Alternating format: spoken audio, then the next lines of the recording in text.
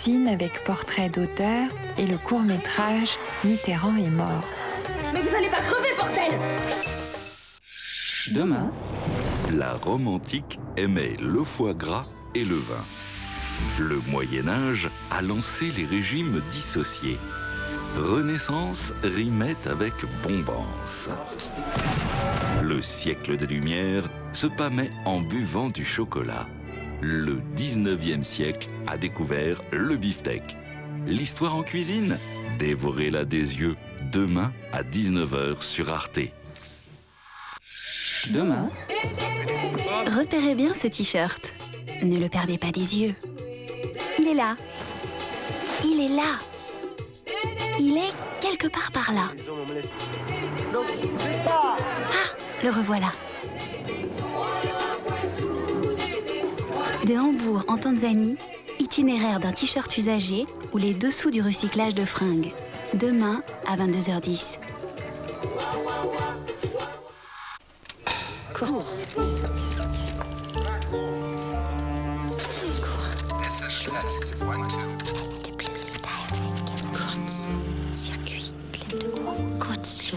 Court-circuit. 245. Aujourd'hui, un retour sur Jean-Daniel Paulet et le film Mitterrand est mort de Eddie Sassi.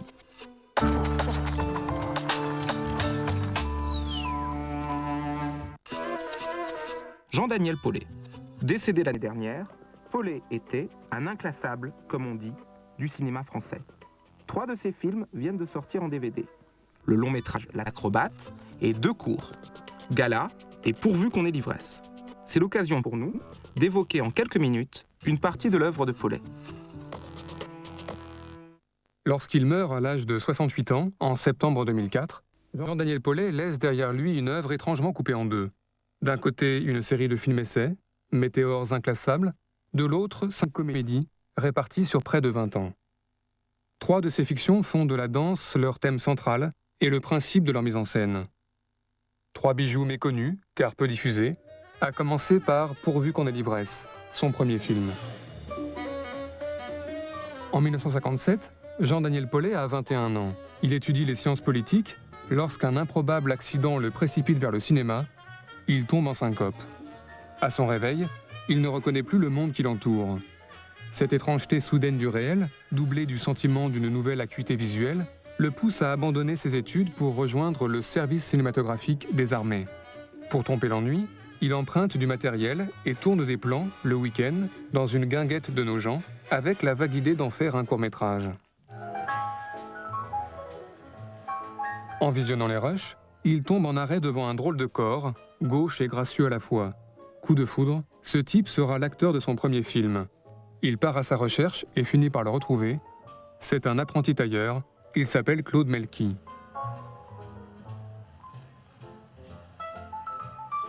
Paulet-Melki, c'est un peu comme Truffaut-Léo, la rencontre d'un cinéaste et d'un acteur, d'un regard et d'un corps, la collaboration miraculeuse de 2 hommes qui, de film en film, se regarderont vieillir ensemble.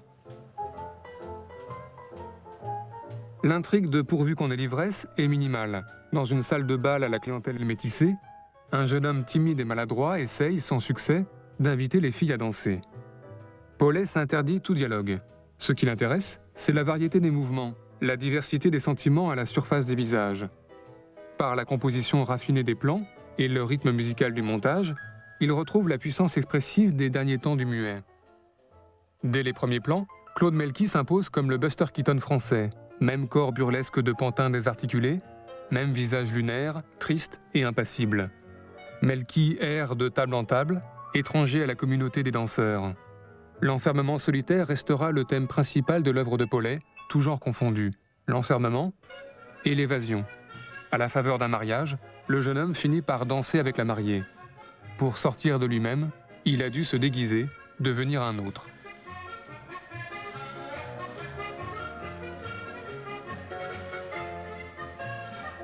Lorsqu'il retire son masque, il est à nouveau seul devant le miroir. Pourvu qu'on ait l'ivresse sort en 1958, l'année du premier Chabrol, Le Beau Serge, et un an avant À bout de souffle de Godard. De Jacques Becker à Cocteau, en passant par André Bazin, le film impressionne. Dans Les Cahiers du cinéma, Godard loue un sensationnel cocktail de reportages et de fiction, et il compare le jeune cinéaste autodidacte au plus grand, Buñuel ou Renoir.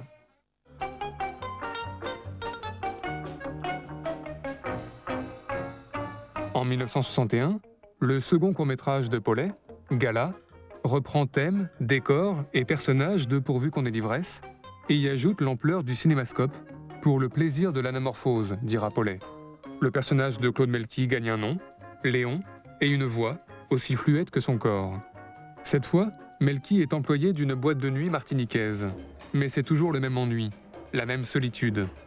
Pas d'intrigue, juste des regards, des gestes, des postures et le ballet mélancolique des corps enfermés dans le dancing. Ce qui frappe, c'est la tendresse du regard de Paulet sur ces êtres désœuvrés et la présence vibrante des choses, le poids d'existence qu'il donne au moindre objet, ici l'éléphant automate, devant lequel le patron s'offre une dérisoire évasion.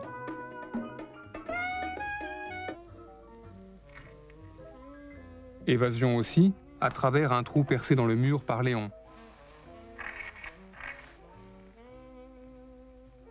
Le jeu avec les miroirs témoigne ici d'une belle maîtrise du formascope. Électron libre de la nouvelle vague, Paulet réalise en 1963 Méditerranée, son premier film-essai, et participe ensuite en 1965 au film collectif Paris vu par, aux côtés de Romer, Godard et consorts. Son sketch, Rue Saint-Denis, constitue le troisième épisode de la collaboration Melki-Paulet. Puis vient L'amour c'est gai, l'amour c'est triste, long métrage de 1968, toujours avec Claude Melki.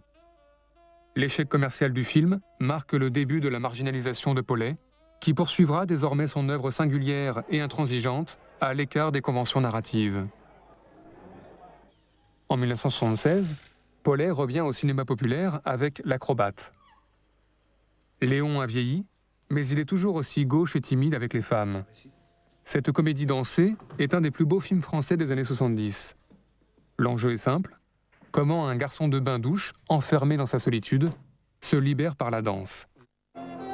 Léon devient un as du tango, remporte tous les championnats et finit par conquérir Fumé, sa partenaire.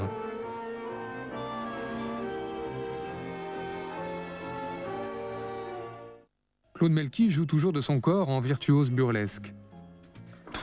Il tombe d'un tabouret, se débat avec une boule de bowling, esquisse un tango avec un ballet.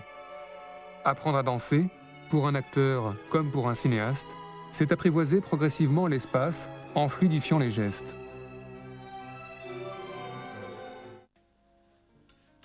La mise en scène de Paulet épouse la trajectoire de Léon.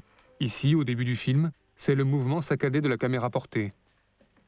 Là, après quelques cours de tango, Paulet danse autour des corps, enroule ses mouvements de caméra en apesanteur dans l'espace. Promis au succès, L'Acrobate ne trouve pas son public. Aucun des projets de fiction ultérieurs de Paulet, avec Melki, ne verront le jour.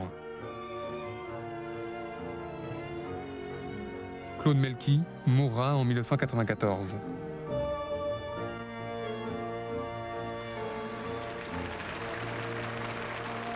Cinéaste né, disait Godard à propos de Paulet. En 1988, occupé à filmer une voie ferrée, Paulet n'entend pas venir le train. L'accident manque de le tuer et le laisse très affaibli.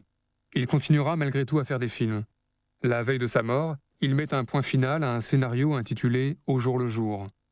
Grâce à la ténacité de sa femme et monteuse Françoise et de son ami Jean-Paul Fargier, le film existe aujourd'hui. Au jour le jour, ultime film de Paulet, sortira sur les écrans en 2006.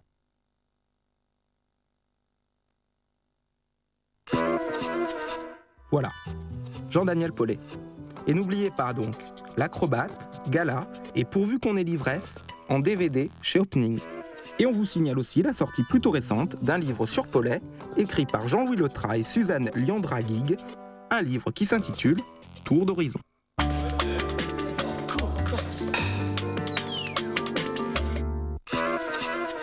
Et maintenant, Mitterrand est mort, un film récent réalisé par Eddy Sassi.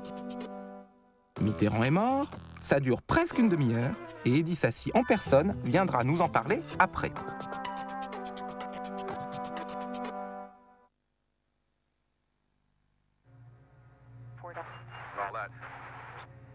Le président François Mitterrand est mort ce matin.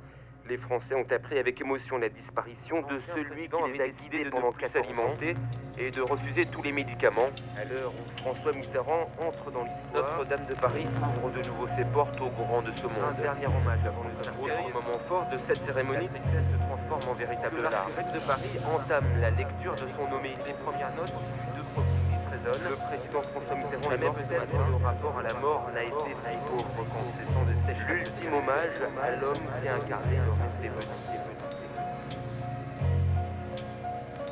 Il a finalement vu sa fin venir et on peut même dire qu'il l'a sollicité.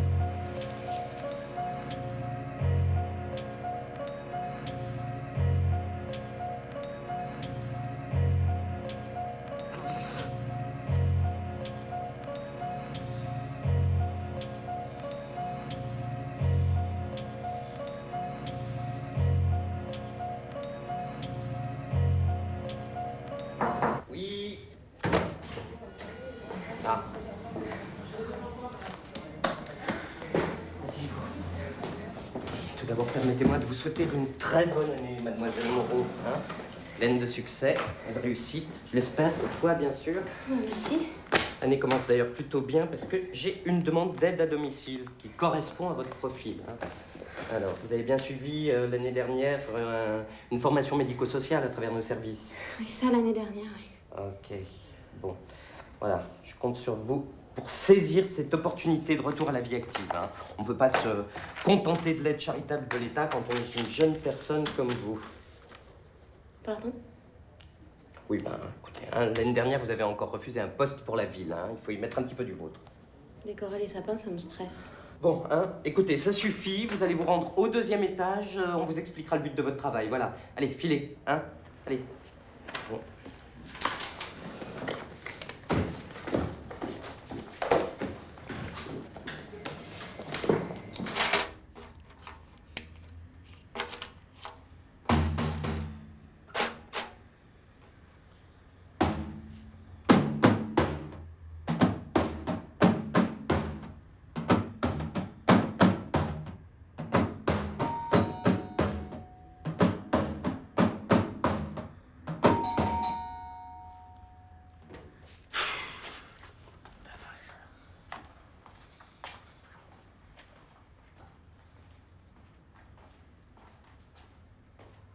Qui est là? Bonjour. Je viens chez Monsieur Zeldouane. Qui? C'est Lucie Moreau. Enfin, vous me connaissez pas. Je viens m'occuper des courses, du ménage et pour la piqûre aussi. À tout de suite. Hein? Je suis peut-être un peu en avance. J'ai pas le temps. Revenez d'ici une demi-heure. Ok. Ah, c'est pas possible.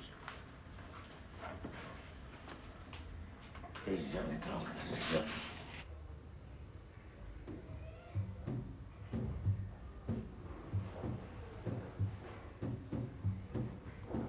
C'est quoi ce plan foireux, là? Rien.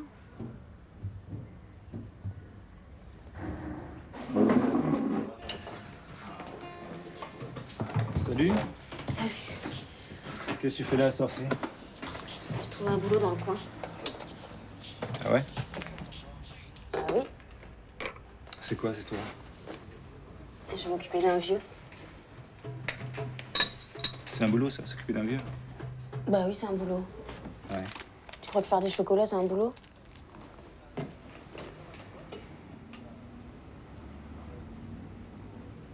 Ah, bonne année quand même. Bah ouais. Bonne année.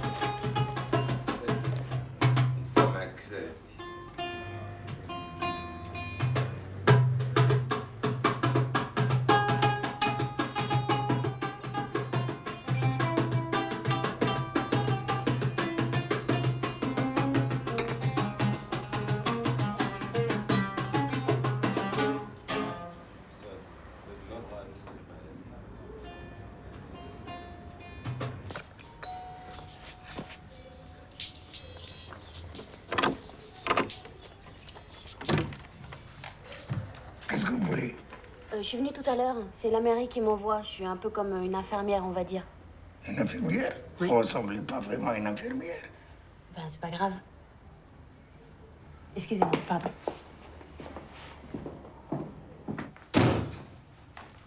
Bon. J'ai pas besoin de vous, allez-vous-en. Oh, mais dis donc. Mais j'ai pas demandé à venir, moi, hein. Vous avez fait une demande à la mairie, je suppose. Ça fait 2 mois. Maintenant, je vais mourir, j'ai plus besoin de vous. Allez, allez. Quoi? Non, attendez, là, monsieur Zedouane, j'ai pas dû... Sarwan, respectez au moins le nom des gens. Il y a marqué Zedouane sur mon papier. Zedouane ou la Rondane, c'est pas mon problème. Bon, vous avez décidé de me faire chier? Ok, bah vous êtes mal tombé. Wow.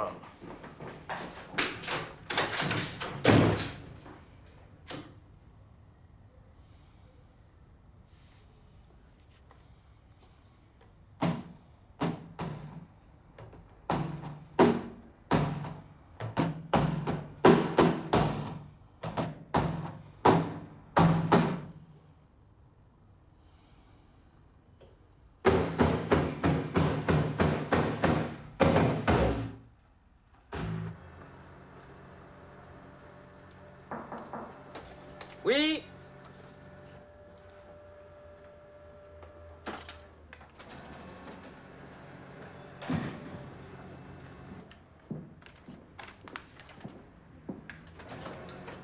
Qu'est-ce qui va déjà pas, mademoiselle Moreau? Faites vite, j'ai beaucoup de travail.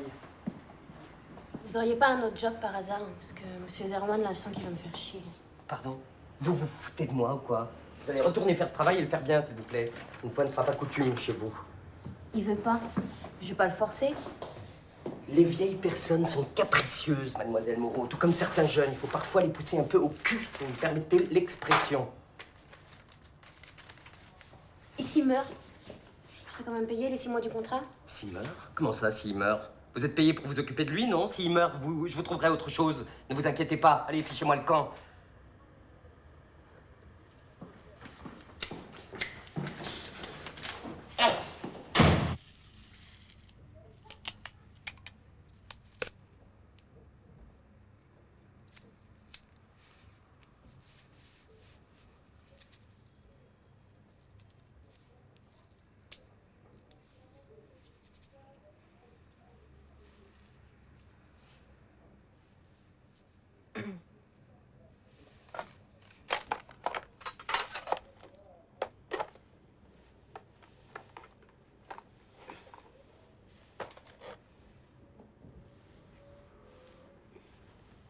Ah mais oui.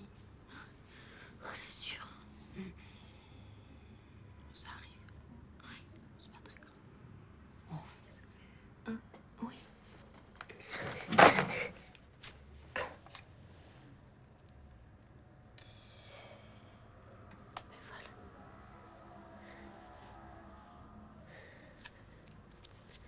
Tu vas pas me faire chier longtemps, Zedouane.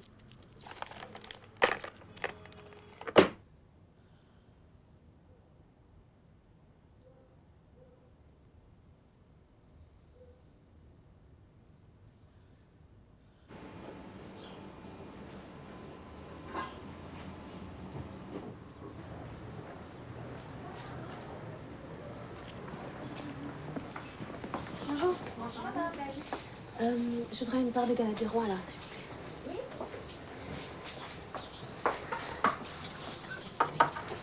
Oui. Non, non, celle-là. Celle-ci? Ouais.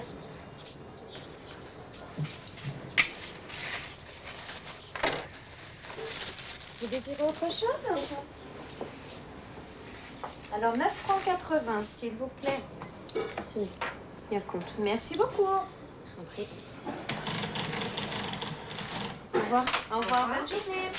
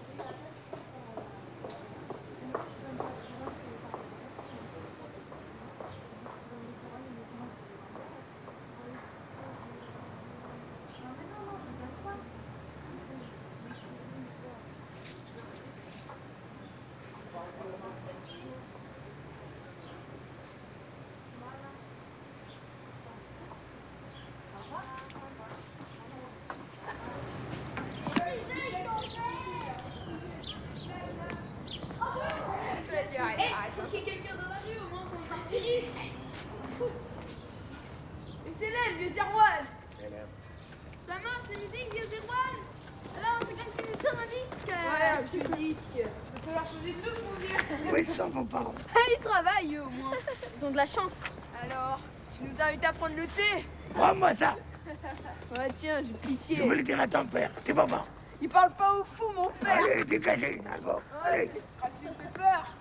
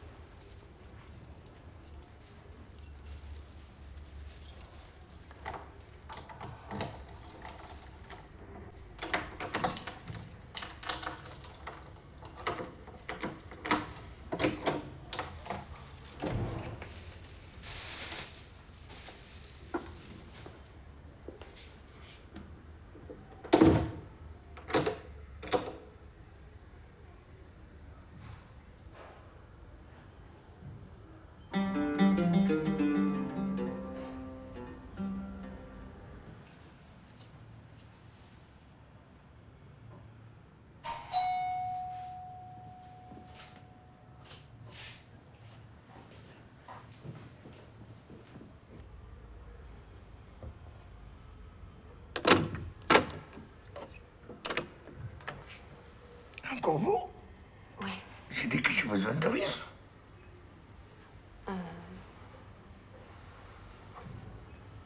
Ah, si. J'ai besoin de... J'oublie tout le temps. La vieillesse. J'ai besoin de la menthe. De la menthe? Du fait de la menthe. Vous le trouvez chez le Marocain. Bon, bah d'accord. L'argent?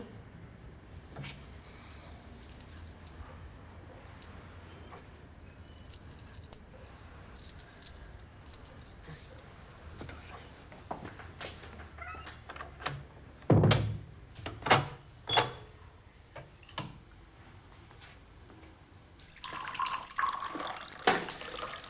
Il ne faut pas me vouloir pour hier. Tenez. Merci. Vous savez, je sais que je vais mourir. Octobre. Piqûre ou pas piqûre. Octobre.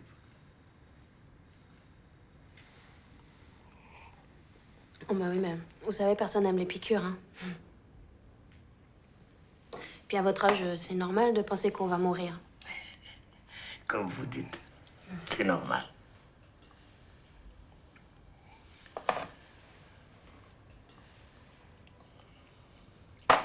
C'est bon?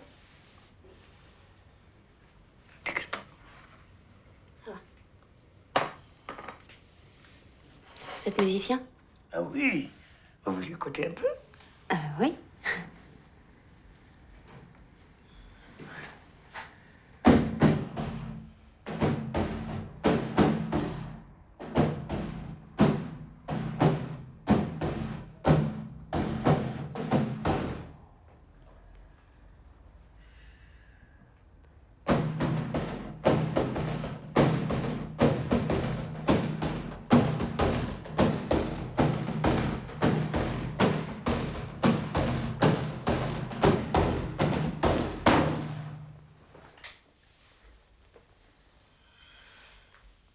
Mais vous jouez bien?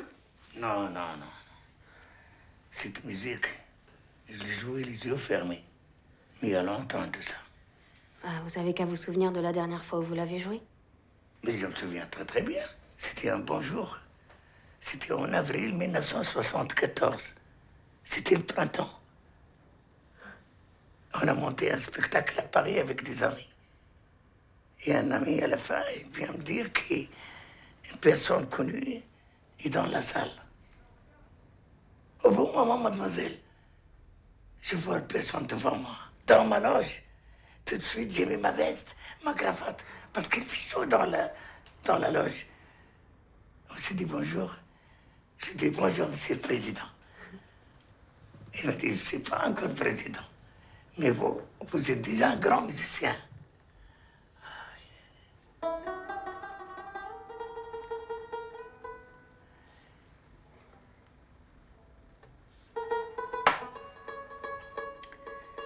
Je ne sais pas s'il se souvient.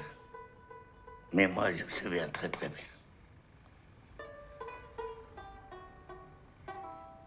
Et c'était qui le président à l'époque? Le président, il est mort. Et lui, il était candidat en 1974. C'était M. Mitterrand. Eh oui.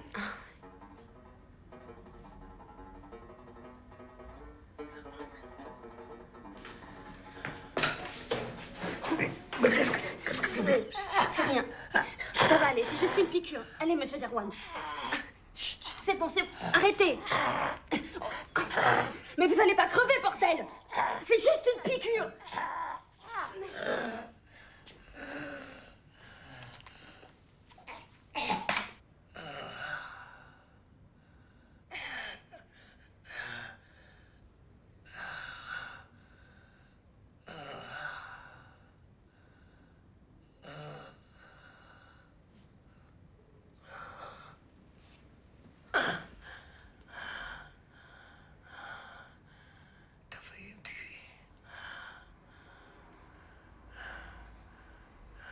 De toute façon, vous avez dit que vous alliez mourir.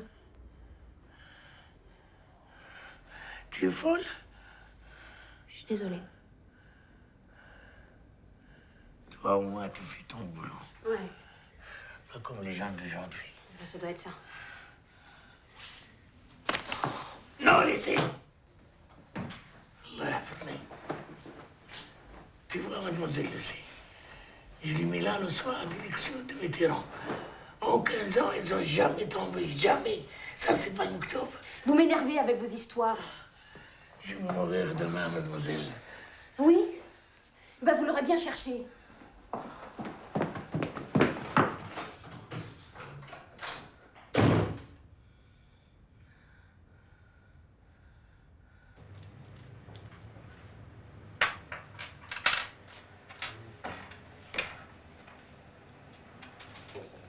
C'est à 5 et à 4.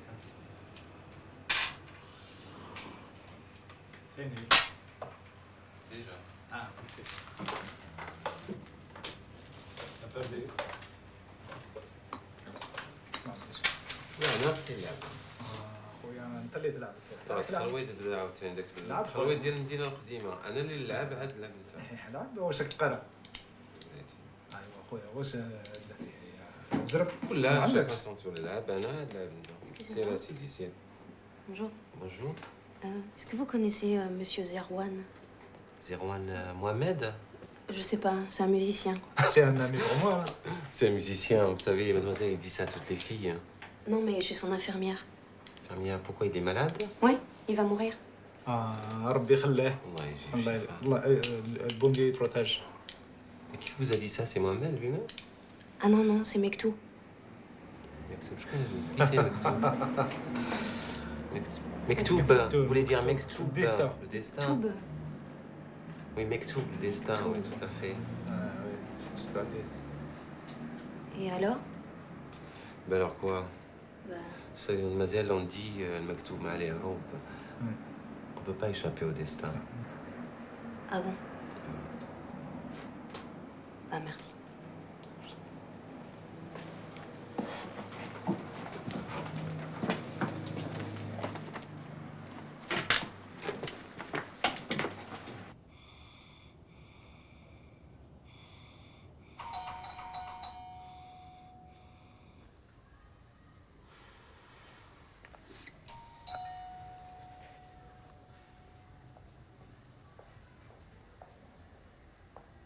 C'est qui là? C'est Lucie. C'est qui? Mademoiselle Lucie. Lucie? Oui.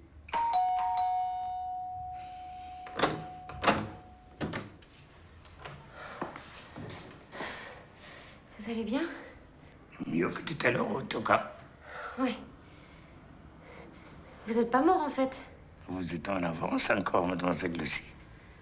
Bah, tant mieux. Je peux entrer? تفضلي.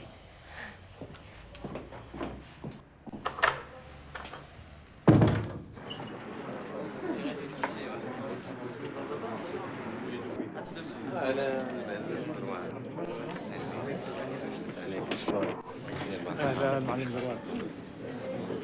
لاباس لاباس بخير. واحنا كنتسناو فيك. الموسيقى. ايوا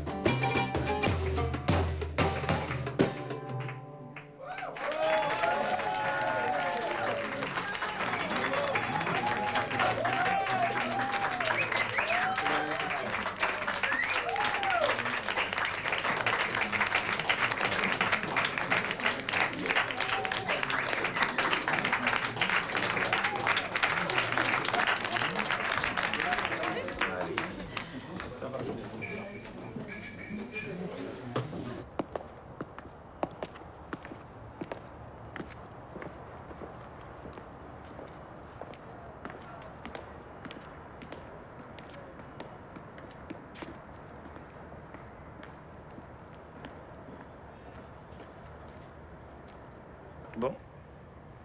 Vous êtes né en quelle année? Il y a longtemps. Le 26 octobre 1900 et quelques. Ah oui, quand même. Oui. Bon. Eh ben, à demain, monsieur Zerwan. Au revoir, mademoiselle Lucie.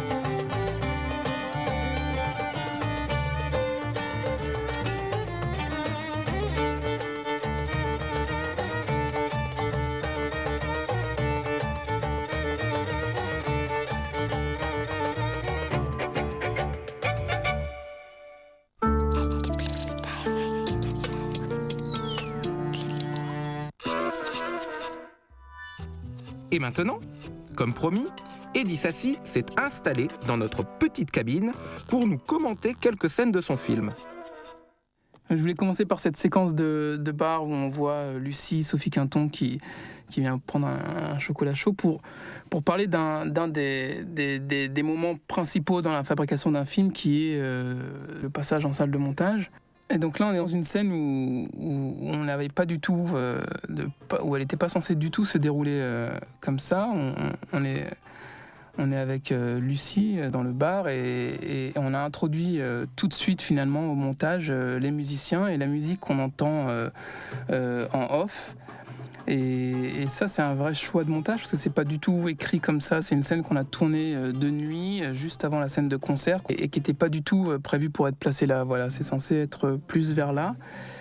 Et finalement, on l'a ramené dès le début du film pour vraiment ancrer ce bar dans une sorte de café-concert et pour dire que ce qui va se passer plus tard est tout à fait crédible et possible finalement. C'est-à-dire que notre personnage, Mohamed, vient jouer dans ce bar et qu'il y a peut-être même ses habitudes et qu'il l'a déjà fait. Et c'est pas du tout écrit comme ça au début. On est censé avoir une scène plus longue entre Lucie et le jeune homme qui lui sert son chocolat chaud.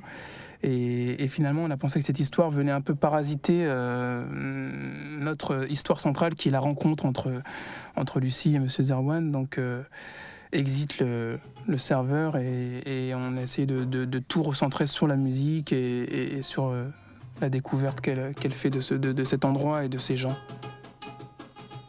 Avec Florence Levasseur, la chef opératrice du film, moi j'essaye toujours de me dire qu'on a le choix, qu'on n'est pas obligé de faire ce qu'on avait prévu au départ et que les lieux nous imposent un peu une nouvelle mise en scène. Là, on a un exemple avec Yann de Monterno qui joue le jeune homme de l'assistance sociale et Sophie Quinton qui font une scène dans un bureau où on était très à l'étroit et où finalement ça s'est imposé que Florence soit caméra à épaule et qu'on les laisse en plan séquence jouer toute la séquence, ce qui est beaucoup mieux finalement. Je m'en suis rendu compte après pour Yann de Monterno qui est un comédien assez électrique, assez vivant et qui est beaucoup plus à l'aise dans ce genre de mouvement libre comme ça où il peut aller et venir que lorsqu'on l'avait mis assis avec des plans de coupe où la scène était beaucoup moins efficace finalement. Et finalement ça donne beaucoup plus de rythme à la scène et je trouve ça plus intéressant. Et c'est toujours ce genre de choix qui s'impose à moi. C'est plus moi-même qui me met à la disposition du rythme et des mouvements des comédiens et éventuellement du lieu où on se trouve que le contraire. J'aime pas trop arriver avec j'arrive toujours sur un tournage avec un plan de travail et un découpage technique, mais tant qu'à faire se peut, si je peux ne pas le respecter, je suis assez content généralement. C'est un film qui reposait quand même beaucoup sur les épaules des deux comédiens principaux, parce que c'est quand même donc l'histoire de cette rencontre. Et Sophie Quinton et Mohamed Damraoui se sont retrouvés ce jour-là. La scène qu'on voit, c'est la première scène qu'ils ont tournée ensemble. Et c'est même leur première rencontre. Ils ont dû se croiser 2 heures avant et jamais avant le tournage. Et puis moi, ce jour-là, je crois que j'étais tout à fait rassuré de ce qui allait se passer entre eux. Et il s'est tout de suite passé quelque chose entre Sophie et Mohamed. Moi, je trouve qu'on voit un peu là dans le regard de Sophie et aussi celui de Mohamed. Il se passe quelque chose de très tendre entre eux qui n'a pas cessé de tout le tournage. Et j'aime beaucoup aussi ce dernier plan où Mohamed part comme ça vers la lumière. C'est un peu facile à dire, mais c'était un peu le choix. Et c'est ce grand escalier, ce vide-là. Et c'est pareil, voilà un lieu encore qui s'est imposé à nous, qui n'était pas du tout repéré ni prévu, et où on s'est retrouvés finalement, puisqu'en arrivant avec les camions et tout ça, le jour du tournage, on a découvert ces escaliers, et finalement, je trouve que cet espace, ce blanc là-bas, qui est un peu la fin pour lui, et l'endroit où il se dirige comme ça, je trouve ça assez réussi finalement, assez touchant. Et donc, pour Mohamed et Sophie... dont la scène qu'on a vue avant, c'était leur premier jour de tournage, et puis celle-ci, celle du concert, c'est le dernier jour pour eux deux, donc et c'est quelque chose d'assez incroyable finalement cette scène de concert pour moi, parce que on venait de passer 8 jours avec Mohamed Damraoui, qui est non seulement un comédien que j'admire énormément et qui est en plus une personne humaine qui qui est vraiment très, très belle. Et finalement, ce jour-là, ce concert qui était censé, dans mon scénario, être un tout petit concert, un peu cheap, pas très joyeux, un peu triste, avec 3-4 personnes dans le bar qui regardent ce vieux monsieur jouer sa musique, ça s'est transformé un peu en grand moment pour nous tous, puisqu'on est tout d'un coup, il y a une sorte de mélange entre le personnage et le comédien. C'est-à-dire que je crois que Mohamed Damraoui, le comédien, a vraiment fait corps dans cette scène-là avec Mohamed Zerwan, son personnage. Et ça nous a tous un peu pris de court, on s'y attendait pas. Et toute l'équipe fait partie du public. Et finalement, on s'est laissé porter par la musique de Mohamed. Et on était tous très touchés. Et je crois vraiment qu'il était très fier de jouer pour nous ce soir-là. C'était son dernier jour de tournage, sa dernière scène. Et il est pris un peu comme son personnage dans cette musique. Et il est emporté. C'est une musique qu'il improvise avec le jeune homme qu'il vient juste de rencontrer, qui joue du oud. Et on va taper des mains, on va tous se laisser prendre au jeu. Et là, on va voir à la toute fin Sophie Quinton applaudir. Et elle est vraiment... Voilà, je crois même que c'est l'un de mes plans préférés de Sophie Quinton dans ce film. Et là, pareil, Mohamed, il reprend tout de suite son personnage. Il est dans ses pensées, il sait qu'il va bientôt mourir, et il va partir. Et ça, c'est très beau. Il y a eu ce petit moment de gloire. Et là, il récupère tout le personnage, je trouve, en une demi-seconde.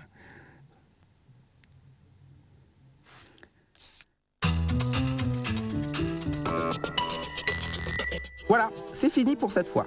La semaine prochaine, nous vous parlerons du cinéaste expérimental Hans Richter.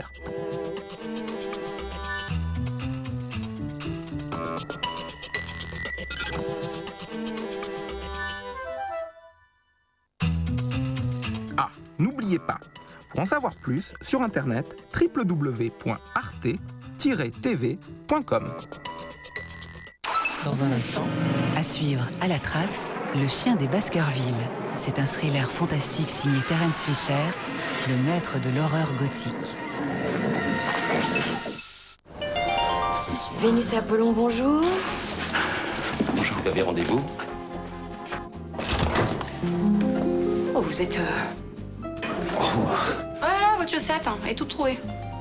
Ah oui, tiens. J'en ai marre de ce bordel, ce cirque. Foutez-moi le camp. Il est charmant, cet homme, avec son petit défaut de langue. Je pourrais lui indiquer la marche à suivre. Et vous pourrez retrouver tout ce petit monde dans Vénus et Apollon ce soir à 20h15 sur Arte. Internet. Et pour en savoir plus sur ce programme, zappez directo sur Internet. Lundi. Qu'est-ce que vous avez derrière la tête? Je n'ai rien derrière la tête, monsieur, mais j'ai eu devant les yeux une gamine de 10 ans violée et étranglée. Ils disent que c'est moi. Tous disent que c'est lui. Sa femme finira-t-elle par le dire aussi? Viviane! Où est la vérité? Heureusement qu'il y a le mensonge. Et c'est au cœur de ce mensonge que nous plongera Chabrol. Lundi à 20h40.